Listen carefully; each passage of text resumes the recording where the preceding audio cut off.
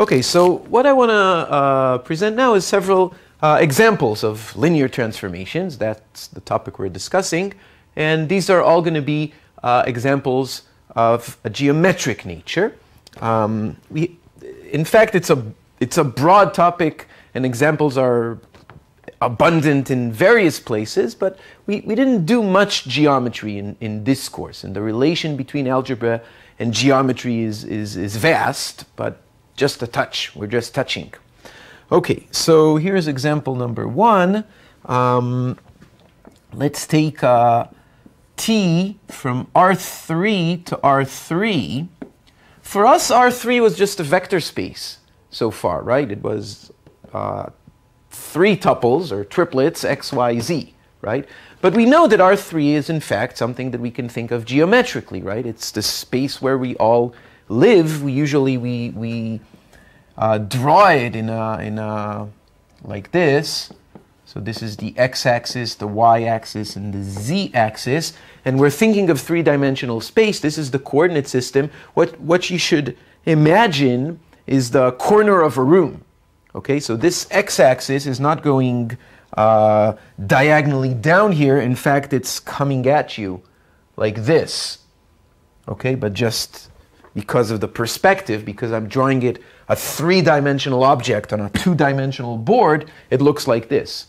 Okay, so all these angles are 90-degree angles. Okay, can you picture R3? Okay, and the structure of R3 as what we call Euclidean space is something that is discussed in detail usually in calculus courses, in multivariable calculus courses. For us, again, we're just touching.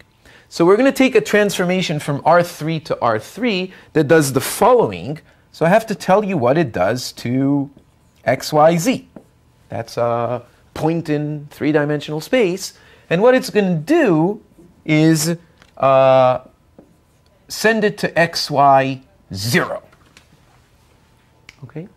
So the first thing that you have to verify, since we're discussing linear transformations, is that this function is in fact a linear function.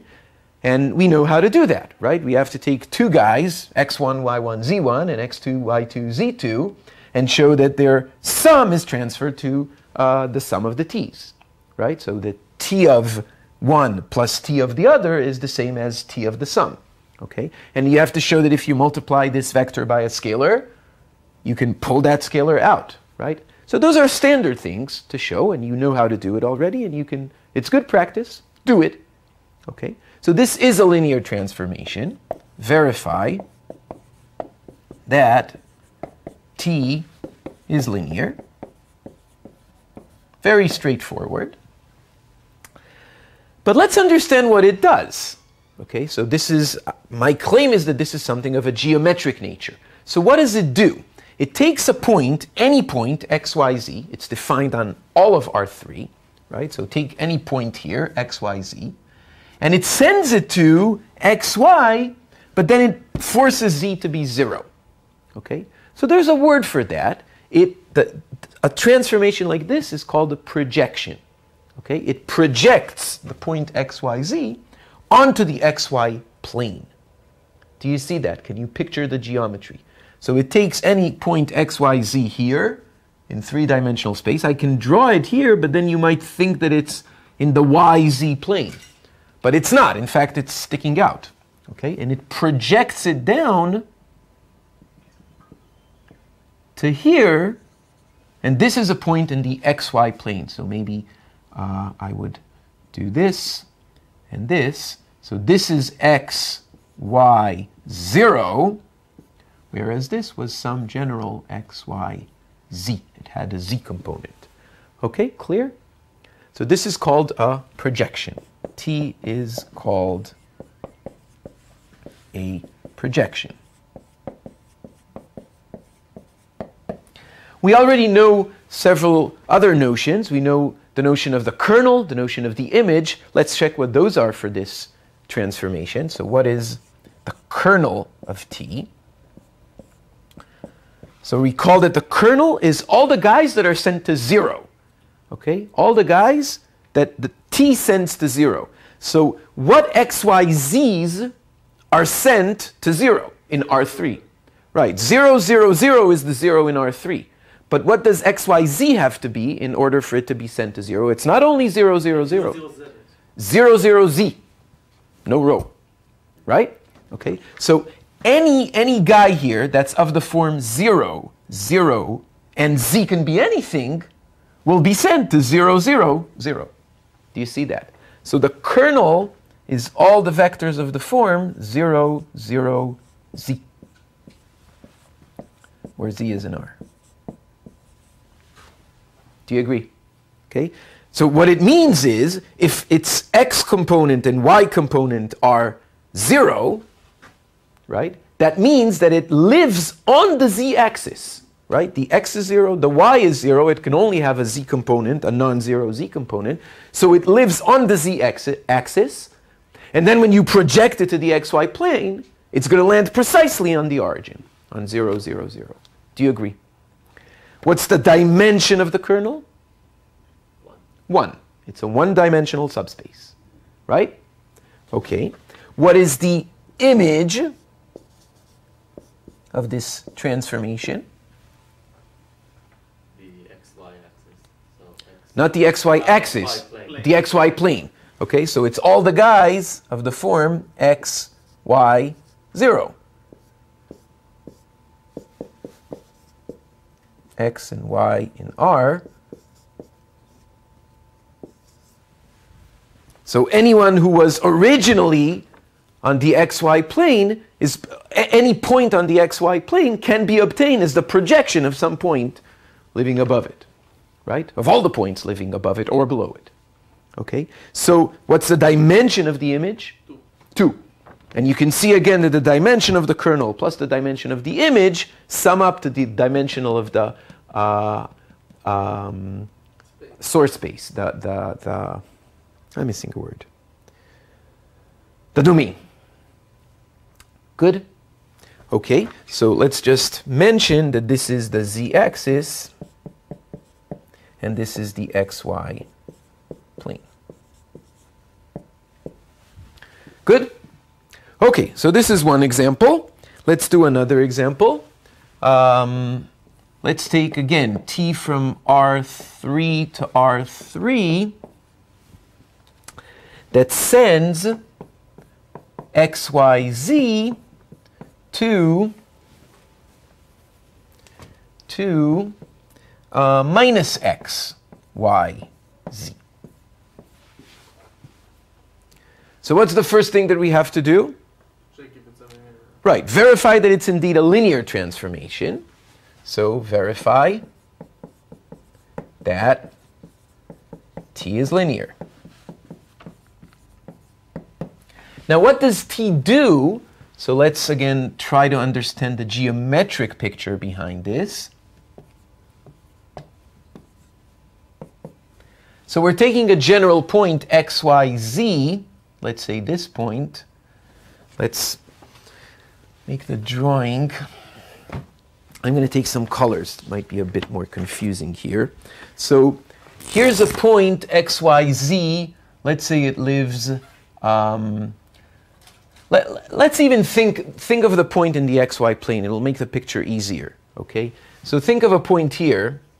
This is x, y, z. In this example, this red point has z equals 0. It lives on the floor. Okay? So what is minus x, y, z? the y-axis above. Right. It just flips the x coordinate. So this is going into the board. Right? This goes into the board. And instead of having x, y, and whatever z is, we're going to get a point that has the same y coordinate, but minus x as its x coordinate. So if this here is minus x, whereas this here is x. Is the picture clear? Okay, there's some three-dimensionality here, and sometimes it takes time to get used to seeing these pictures and understanding what the picture means, okay, and understanding the perspective. But do you see that this is in front of us, this is out here, and minus x, same y, same z, is going to live behind the board. Okay? So what this does geometrically is think of the board itself. The board is the YZ plane, right? The board is the YZ plane. Think of the YZ plane as a big mirror. Okay? And the blue point is the reflection of the red point inside that mirror. Okay? And a transformation like this, T, is called a reflection.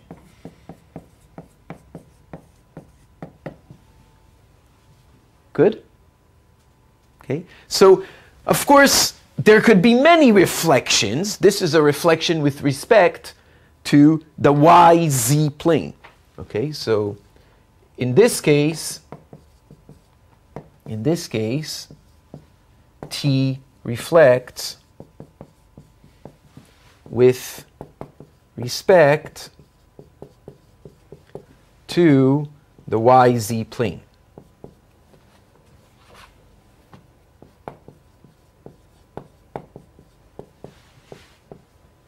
But you can, of course, construct reflections with respect to other planes. The mirror can be in various places, right?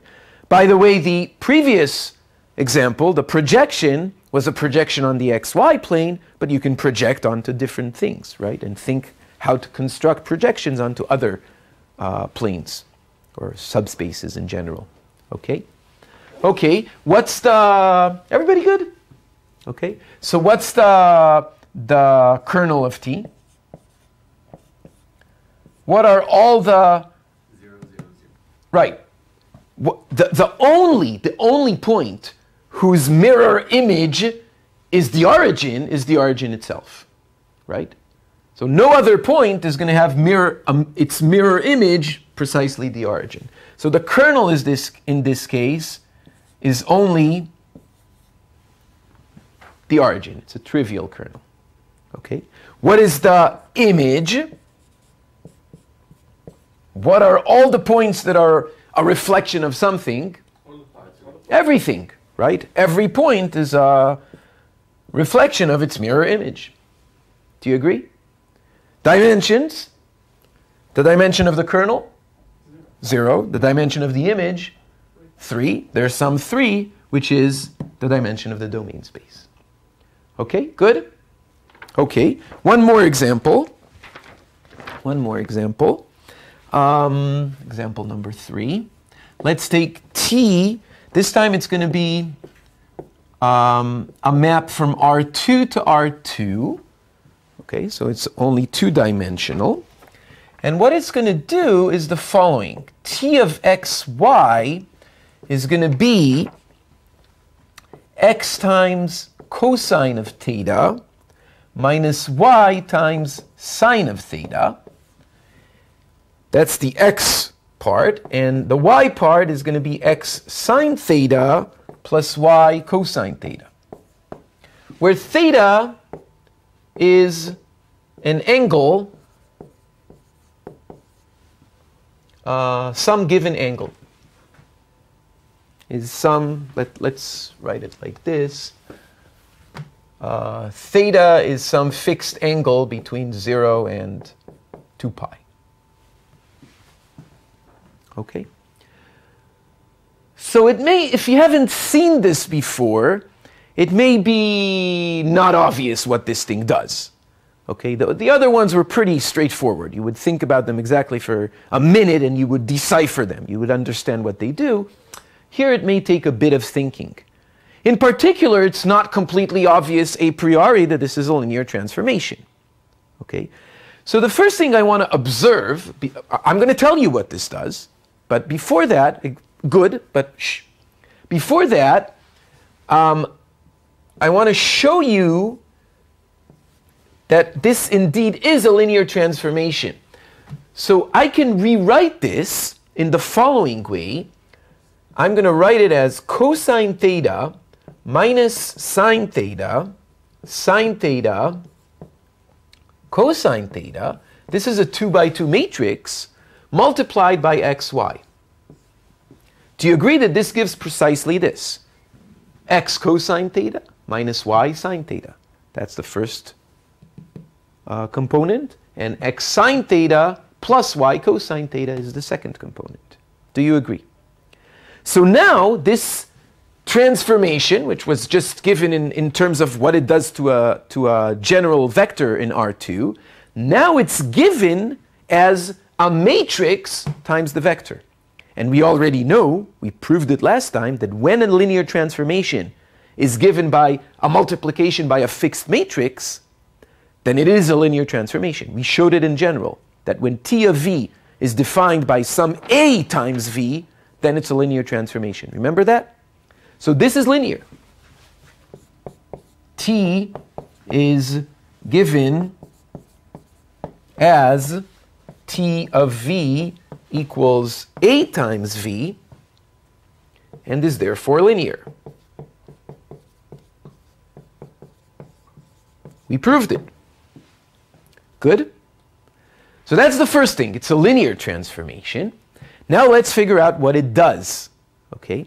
And the way to understand what it does is to start exploring on very simple things. So a simple vector, well, what does it do to 0, 0? Obviously, it sends it to 0, 0.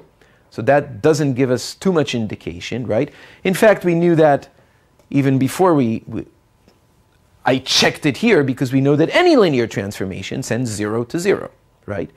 So let's take the next simplest vector possible, maybe 1, 0, and see what it does to 1, 0. Okay, so what is T of 1, 0?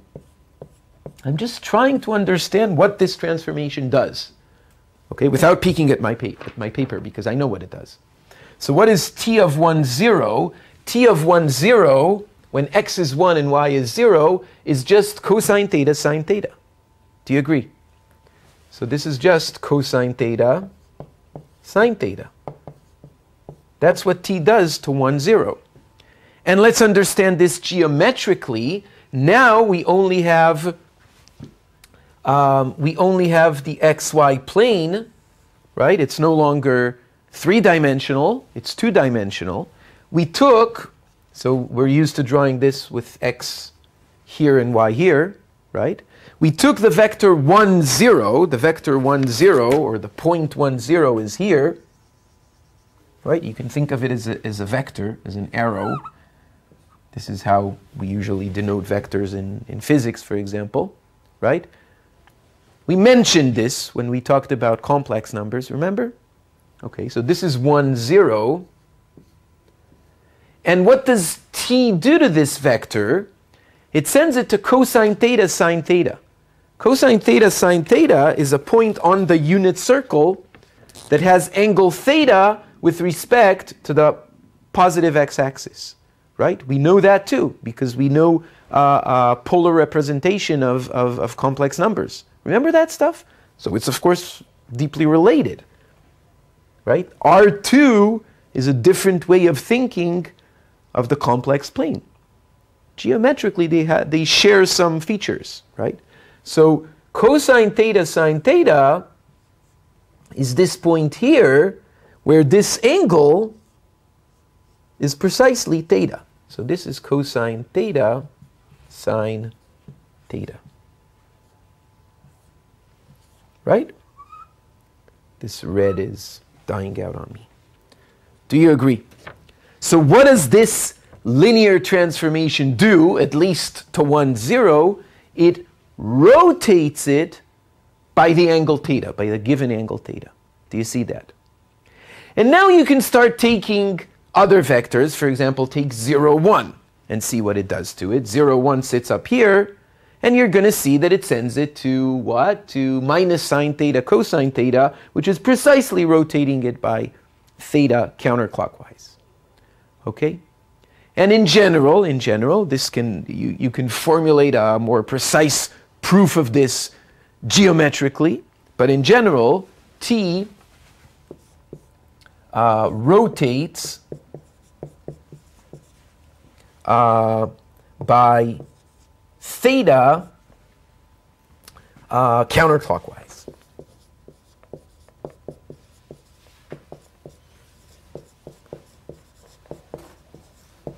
Do you agree? Okay. And T like this is called a rotation. T is called a rotation. Okay? So here's another example of a linear transformation that does something geometrically. So we saw rotations, we saw projections, we saw reflections. Okay, good. What's the kernel and image of this T? What is the kernel? What are all the guys that T sends to 0? Only 0. Right? There's no other point that's going to rotate and land on the origin. Do you agree? Once you understand the geometry, it's very easy to answer such questions without looking at the algebra, just by the geometry. Okay? But you can, of course, see that from the algebra as well. The only chance for this to become 0, okay, is if x and y were originally both 0. Okay? Because of the properties of sine and cosine. For no angle are these all going to be 0, forcing the result to be 0, right? So let's write it up here. The kernel of this T is only 0, right? Dimension 0. What's the image?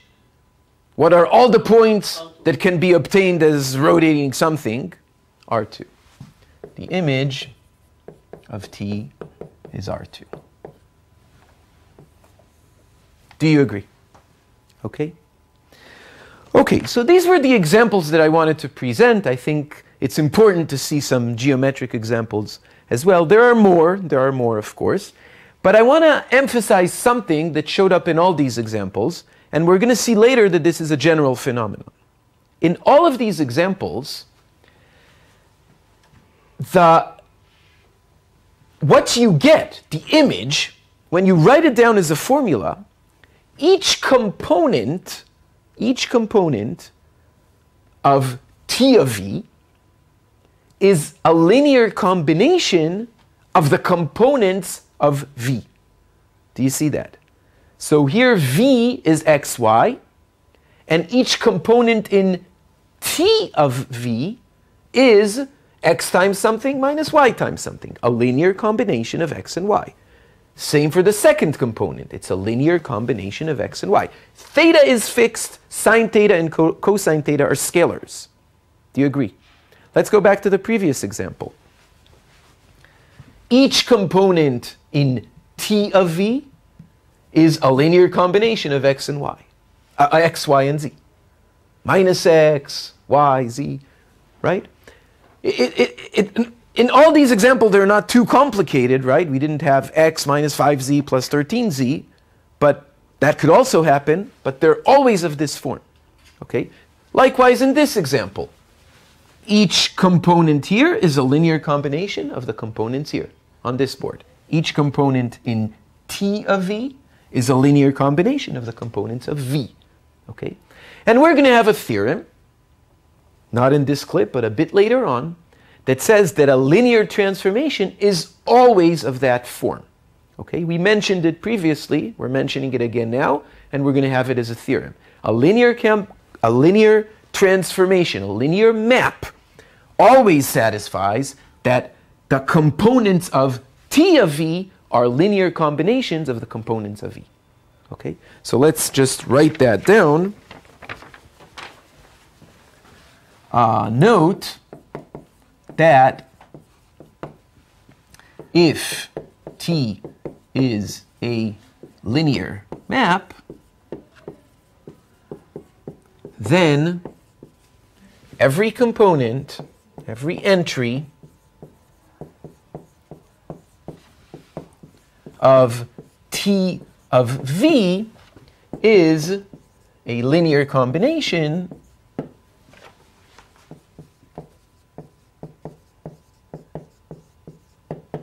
of the components of V.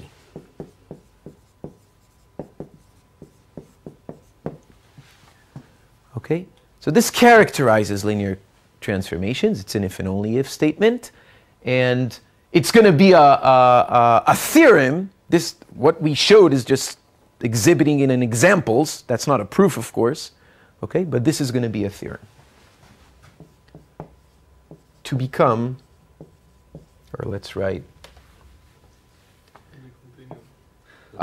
it's going to be a theorem. Because you multiply it in a metric.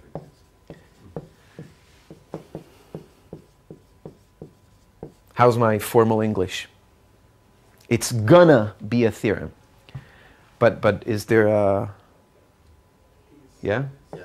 Okay. I have to have good English, right? It's gonna be a theorem. Okay? And good. What you're saying is a hint, another strengthening of why it's reasonable for this to be true. Because we mentioned that every linear transformation can be presented as a multiplication by a matrix. Okay, that's connected. Still not a proof, because we haven't proved that either. But, okay.